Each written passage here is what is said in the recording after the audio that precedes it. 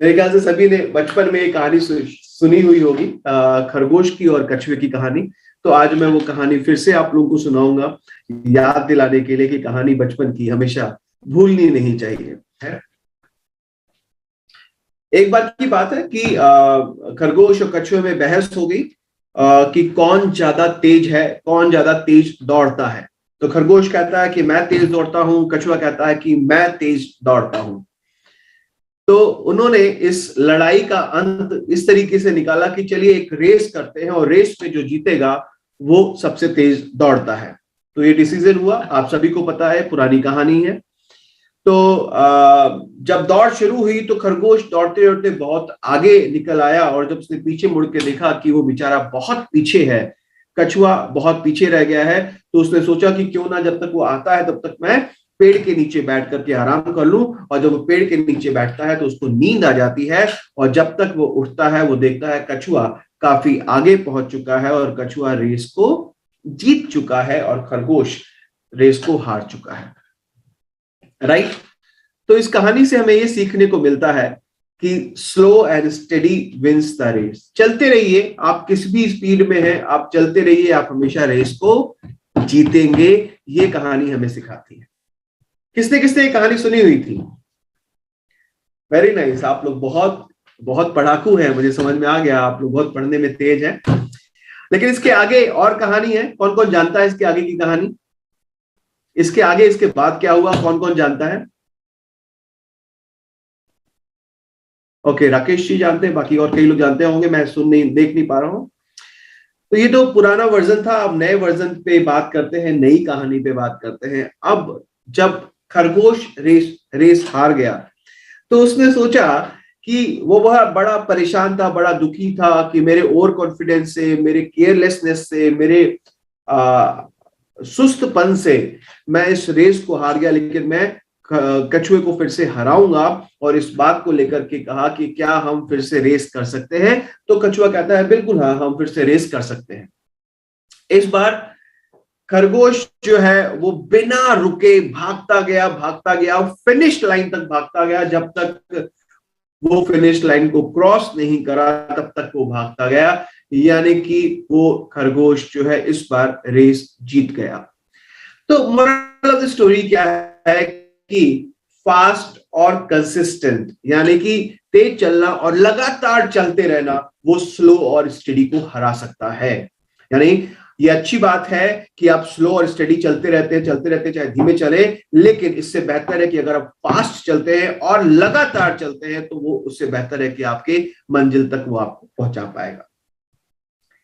लेकिन कहानी यहाँ पे खत्म नहीं होती है दोस्तों, इसके बाद फिर कुछ और होता है। अब कछुआ बहुत परेशान हो गया कि मैं कैसे हार गया, मैं कैसे हार गया खरगोश से। अब उन्होंने क्या किया कि कछुए ने खरगोश से फिर कहा कि क्या हम एक और रेस कर सकते हैं? तो खरगोश कहता है बिल्कुल ठीक है, कर सकते हैं, लेकिन इस बार रूट, यानी जिस रूट पे हम पिछली बार दौड़े थे, इस बार उस रूट पे हम नहीं दौड़ेंगे, इस बार हम दूसरे रूट पे दौड़ेंगे। तो खरगोश ने कहा ठीक है, हम दूसरे रूट पे दौड़ेंगे, मैं तो तेज दौड़ता हूं। और जब रेस शुरू हुई, खरगोश तेज भागता हुआ, तेज स्पीड में भागता भागता एक ऐसी जगह पे पहुंचा जो कि नदी का किनारा था और उसके आगे नदी थी। अब वो बेचारा सोचे कि मैं तो तैर नहीं सकता हूं, तो मैं इस नदी को कैसे पार करूंगा? और वो चुप करके वहां बैठ गया कि अब मैं क्या करूं। और वो जो कछुआ था वो लगातार चलता रहा और नदी के पास आकर के नदी को उसने तैर के पार किया, और इस रेस को वो कछुआ जीत गया। तो इससे हम क्या सीख सकते हैं कि हमें अपने स्ट्रेंथ को ढूंढना है कि मेरी स्ट्रेंथ कहां पर है। क्या मैं स्पॉन्सरिंग अच्छी कर पाता हूं? क्या मैं रिटेलिंग अच्छी कर पाता हूं? क्या मैं बिजनेस प्लान अच्छा दे पाता हूं? क्या मैं पब्लिक स्पीकिंग अच्छी कर पाता हूं? क्या मेरा पब्लिक रिलेशनशिप बड़ा अच्छा है? मेरी स्ट्रॉन्ग कॉम्पिटेंसीज, मेरी स्ट्रेंथ क्या है? मुझे उस पर काम करना है। अगर मेरे को सक्सेस नहीं मिल रही है तो मुझे दूसरा प्लान करना है, कोई और स्ट्रेटेजी लगानी है अपने बिजनेस में सक्सेसफुल होने के लिए। राइट। लेकिन कहानी यहाँ पे खत्म नहीं होती, अभी भी कहानी चलती है। अब कछुआ और खरगोश दोस्त हो चुके हैं कि अगर उन्होंने दोस्ती के बाद ये सोचा कि अगर दोनों साथ में दौड़ेंगे तो और अच्छी रेस हो सकती है।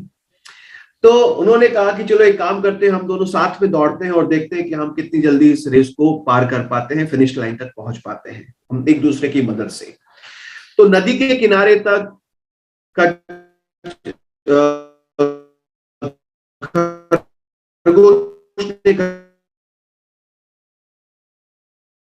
कछुए को अपने पीठ पे बिठाया और दौड़ते दौड़ते नदी के किनारे ले आया और पार कर लिया। राइट, जब उन्होंने मंजिल को पार किया तो इससे ये सीखने को मिलता है कि इंडिविजुअली अकेले हम कितने भी तेज हो, कितने भी ब्रिलियंट हो, कितने भी स्ट्रेंथ हो, कितनी भी हमारे अंदर क्वालिटीज हो, लेकिन अगर हम टीम में काम करते हैं, एक दूसरे की स्ट्रेंथ का इस्तेमाल करते हैं, तो हम हमेशा बेहतर परफॉर्म करते हैं। राइट, तो टीम वर्क से आपको लीडरशिप का पता चलता है, सिचुएशनल लीडरशिप की। और एक टीम में जब कोई बात आती है तो किस सिचुएशन में कौन क्या काम करेगा, एक लीडर की पहचान है।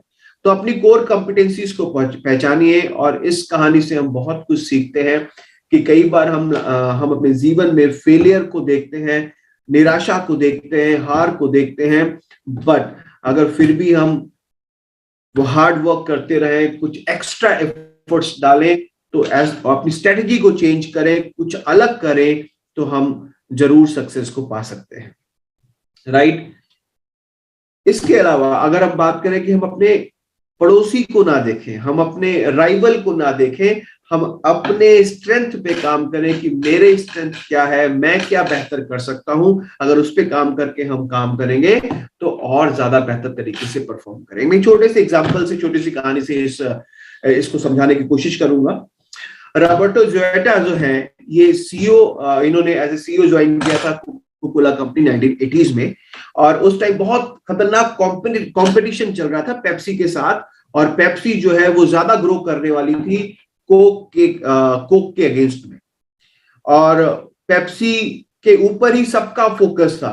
कोका कोला वालों का सबका फोकस था कि पेप्सी इतना मार्केट शेयर ले जा रही है, 0.1%, 0.1% उसने मार्केट शेयर ले लिया है, और बहुत परेशान रहने लगे सभी कोका कोला वाले।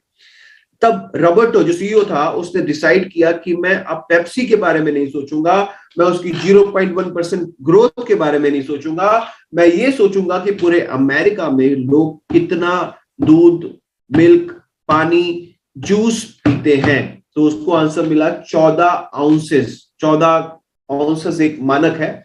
14 आउंसेस लोग जो है वो दूध, पानी, जूस, कॉफी, ये सब पीते हैं।